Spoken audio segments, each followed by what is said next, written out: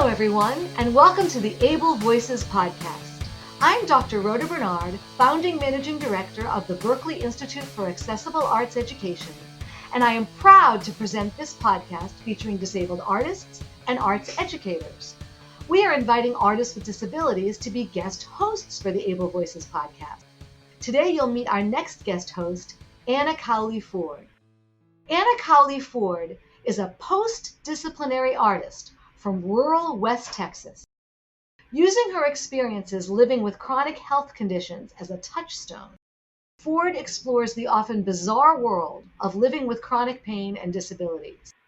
Along with manifesting sensory experiences, her artwork conveys the social and domestic impacts of health conditions on a chronic scale and the patient's experience navigating the U.S. healthcare system. Ford's practice includes, but is not limited to, functional and sculptural ceramics, textiles, large-scale installations, video, and accumulated medical objects and documents. Artwork like self-portrait ceramic busts and fabric figures instigate conversations around the body, non-visible sensory experiences, and disability. After earning a BA in art from Grinnell College in 2011, Anna Cowley Ford established a studio practice and has shown in juried and solo exhibitions nationally and internationally, including in Dallas, New Orleans, Des Moines, and Leeds, UK. She will complete a Master of Fine Art in Studio Art in May 2022 from Maine College of Art and Design. Afterwards, she will continue her visual art studio practice. This includes making a range of work that could be exhibited in galleries and exhibitions and sold through her website and stores. When not in the studio or raising heck, Cowley Ford can be found in the garden. Welcome, Anna. We are delighted to have you as the next guest host of the Able Voices podcast. Hi. Oh my goodness. Thank you so much for having me. I'm excited to be here. We're so thrilled to have you here. I'd like to start off by asking you to tell us your story as an artist. How did you start as an artist, and how did you get to where you are today? So I feel like it's a little cliche, but my story as an artist probably starts when I was a child. My parents had their own business making home decor out of barbed wire, rusty metal, and used lassos. So very much had a Southwest theme going on with it. I really grew up surrounded by the design process, watching their ideas be turned into a physical thing that was then mass produced and sold. Mm. I also spent a lot of time crafting with my grandmother, who taught me how to sew and make doll houses, and that really left a big imprint on me. I remember turning over a ceramic spoon rest and seeing my mother's name etched into the bottom. And it was like this lightning bolt rod moment of, that's so freaking cool that she made this. And we use it every day. And holy shit, when I get to college, I want to take a ceramics class. And I did that my first semester. So as an undergrad at Grinnell College, I ended up majoring in art. When I turned 20 is when my migraines turned into a daily chronic condition. So it felt natural for me to use my artwork as a way to communicate this thing that was going on with me so suddenly. Mm. After graduating, I moved back home with my parents and converted some of our buildings on our property into a clay studio for me. So we have all these buildings on our property from when they had their business. And so that has just been, I'm very fortunate in that regard. I would not have been able to build my studio practice or pursue an education in art without their financial, physical, and emotional support. Because of them, I'm able to devote this time and energy towards an art practice. Wow. So as for getting started as an artist, I think I initially spent a lot of solitary time in the studio, building a portfolio of work, trying to make me feel like I counted as an artist. I've done a lot of putting myself out there, cold calling businesses, asking if I can have a pop-up exhibition. It's been really nervy. I started out practicing a lot of fake it till you make it. Mm-hmm. I'm going to call myself an artist, introduce myself an artist, and maybe eventually I'll believe it. I've also had to do a deep dive and expand my definition of an artist. Being my own worst critic, I used to not even feel like I counted as an artist. I don't sell very much of my work. I don't financially support myself from my practice.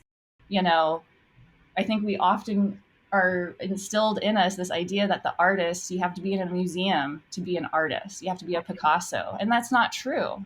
So I kind of now believe that anyone who does something with intent is an artist. A chef, artist. An athlete, artist. A nurse, like there is an art to everything. Yes. So yeah, I think, yeah, that's kind of where I'm at now with that. I love so many things that you talked about there. This idea of intention is what makes us an artist, is something that we don't think about. We rarefy. We have this one concept of what an artist is, and I love how you've broken that open. And I love your story. Your parents were such great models for you. They really have been. And they've helped me so much with my own like developing of ideas and brainstorming. Like the ideas are endless. And we're both, all three of us are artists. They love having another artist in the family. So they enjoy supporting me while also, you know, I think I have a lot of guilt of being a financial burden too. I bet they just cannot get enough of you and your work. I think that's, and for you to be in this constantly creative environment, you know, in your studio, but then also with them, very, very cool. So you alluded to my next question, but I want to take a little minute to give it some time and space.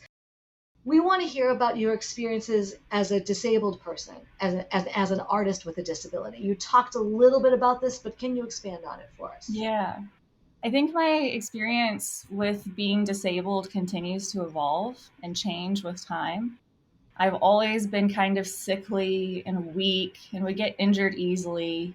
In childhood, I get migraines from watching TV or movies, later from sitting in classrooms under fluorescent lightings and having to carry heavy books and just, you know, the stress and anxiety of public school.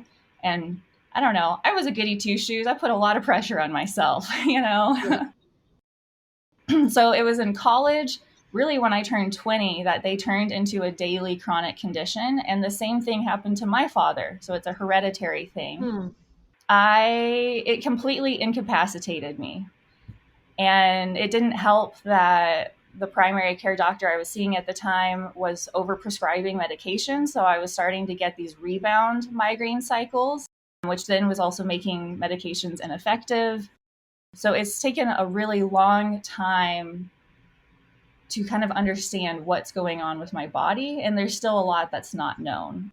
But I have since been diagnosed with Ehlers-Danlos syndrome, which is a connectivity issue in our bodies, endometriosis, and then chronic migraines, which may be connected to the Ehlers-Danlos in my body, just like not staying together. And then fatigue is a biggie for me. Like, I mean, these things are all like, could be so minor, you know, but the confluence of all of them and the extreme that they can be has really, you know, I look like a healthy and high functioning person. I have health conditions that greatly impact my day-to-day well-being and ability to work. I have the benefit of passing, which is amazing because a lot of people don't have that benefit. And there's a lot of stigma around that too. But with passing, it has their own societal stigmas. You know, I get called lazy or crazy. There's people who think that all I want to do is lay in bed and not work, as if being bedbound for years and not able to financially support oneself is like the good life. You know, like it's not, maybe in a small span of time, but not in a chronic manner. Right. Thank you for talking about the passing piece and Yeah. the visible versus invisible and the misconceptions and stigma around that. I'm skipping around now because you're making me move away from the script, and I love that. You've talked about in your bio and on your website about how your disability connects to your work. Mhm. Can you talk about that in more detail for our audience? Yeah, I think it's my artwork is directly trying to translate my experience with my health conditions. And I in my bio I talk about sensory experiences. And like that's such a vague term. What does that even mean? But for me, sensory experiences are that's how I'm kind of describing health condition symptoms or ailments. Like our nerves can create crazy light show physical sensations for us. And I've learned that sometimes I have to ignore those. It's just my nerves. So sometimes it's hard to tell what do I take seriously and what do I not. But anyway, yeah, my artwork is just directly trying to visualize these experiences that are not visible because it's hard for people to empathize when they can't see what the issue is. Yes. If you have a broken arm, people know how to treat it. People know that you can't lift with that arm. There's that visible indicator. But with non visible health conditions, you don't have that. And so people may give you a grace period for a small amount of time, but then at a certain point, it's like, okay, why aren't you better? Why? What's the dealio? So trying to help people visualize, to understand, to like bridge that gap so there can be more understanding, more empathy and compassion.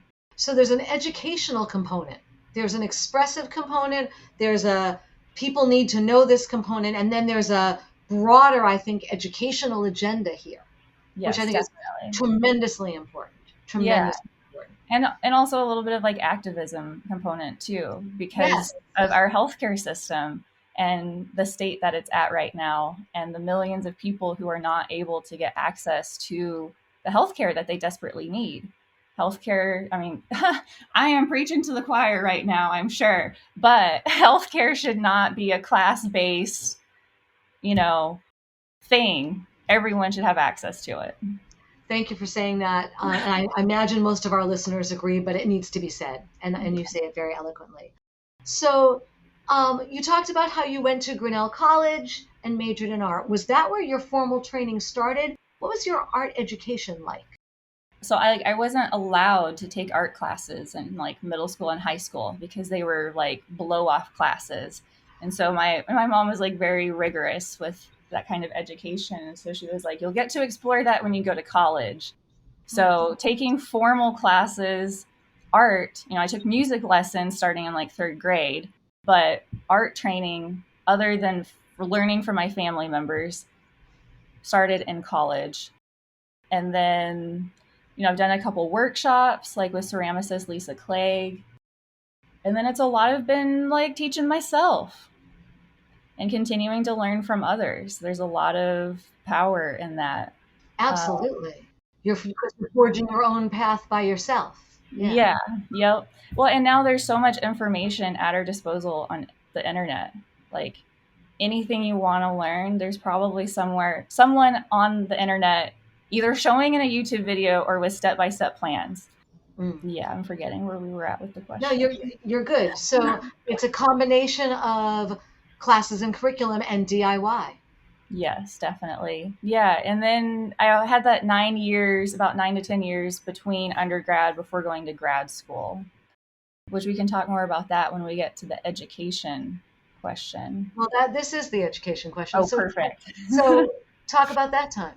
Yeah, so I really appreciated having the time between undergrad and grad school.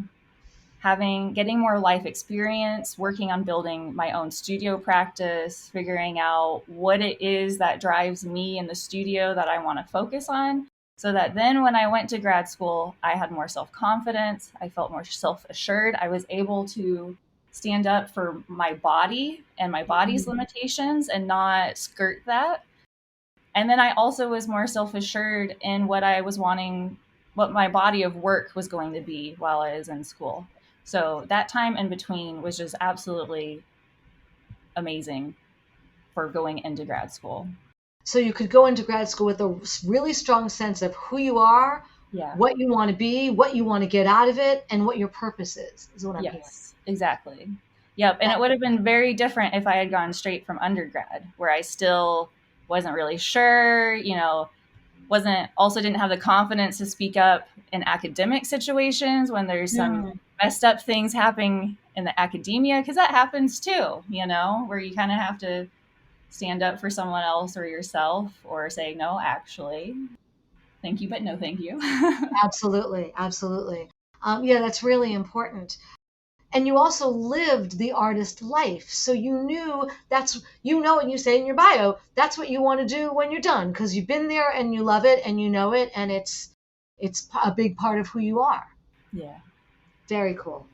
So tell us about what you're working on now. Oh my gosh. I'm the kind of person that usually has like 5 very different projects going on simultaneously, and I'll work a little bit on this one, a little bit on that one. So, but one of my recent projects that I'm really excited about are these temporal sculptures. They're life-size self-portraits, so they're replica Anna heads, and I'm using materials that are biodegradable, that critters will eat, or that weather and time will erode. So I'm collaborating. I think of these other entities as my collaborators: animals, weather and time, or even tides.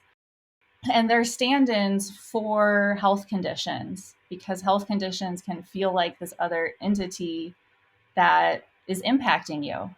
And so these other entities are the thing that's visually degrading the self-portrait in an effort to visualize the effect. It's been a lot of fun. I've made one out of bread or McDonald's hamburgers. Cool. I've also made one out of like suet bird seed. And then I'm documenting these sculptures as they break down in a road, and with like a wild game camera that I then stitch into like a stop motion video. So that's been a lot of fun. And I've been scheming other materials to work with.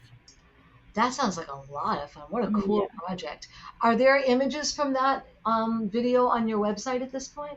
I do have some on my website, and then also probably on Instagram too.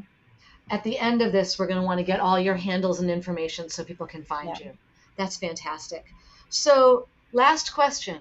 Yes. What advice would you give to a young disabled artist? That's a lot of pressure, and I'm really not sure what kind of advice I would give. I know what I would give myself. Okay. Looking back, and I would tell myself that everything is temporary, even with health conditions that are chronic. That sensation that feels like it's unbearable and you're at your wit's end, like that is temporary. It's really easy to feel desperate and swallowed completely by what's going on. Health conditions can be super isolating. Sometimes things can feel impossible, but there are people out there who love and support you and want to help you. And so finding a support network and a creative community is something that's helped me tremendously. And just not feeling alone with my solitary studio practice, but then also with the health conditions I'm experiencing. I love that advice. All of it. The temporariness of things and the importance of connection and community. Mm-hmm. That's tremendous. So before we say goodbye, can you tell us how to find you online? Yes. My website is www.annacowleyford.com. And that middle name is Cowley. And then my Instagram handle is the same. It's at Anna Cowley Ford. And those are probably the best ways to find me. Fantastic. So I want to thank you for sharing your experience and your thoughts with our audience. We are really looking forward to our next episode where you will be our host. Woohoo! Thank you so much for having me. Such a pleasure. Thank you.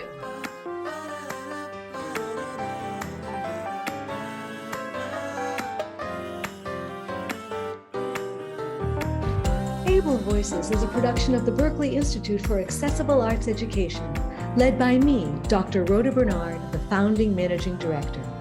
It is produced by Daniel Martinez del Campo. The intro music is by Kai Levin, and our closing song is by Sebastian Batista. Kai and Sebastian are students in the arts education programs at the Berkeley Institute for Accessible Arts Education. If you would like to learn more about our work, find us online at berkeley.edu/BIAAE or email us at BIAAE@berkeley, that's LEE.edu.